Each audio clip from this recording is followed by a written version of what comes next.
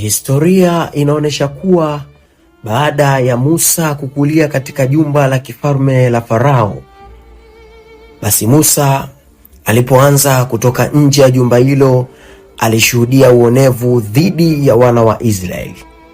Na baada ya kuona hayo aliamua kumuua Misri mmoja aliyekuwa akimpiga Mwisraeli. Ama kweli damu ni nzito kuliko maji. Baada ya jambo hilo kuwa wazi na kuwekwa bayana, Musa alikimbilia katika nchi ya Midian. Huko alikutana na Yethro aliyekuwa kuhani wa Wamidian. Yethro alikuwa na wana 5.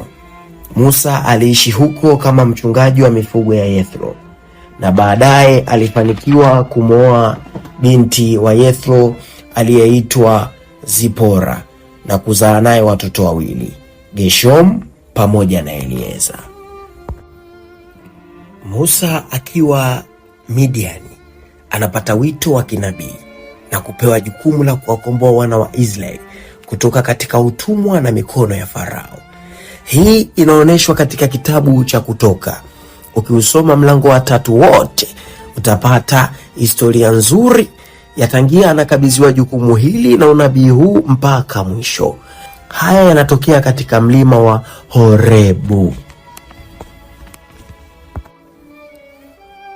Basi wito huu unamfanya Musa arejee tena Misri, na huko anakutana na kaka yake Haruni, na hapo anaanza harakati zake za ukombozi wa wana wa Israeli kutoka nchi ya Misri, nchi ya utumwa.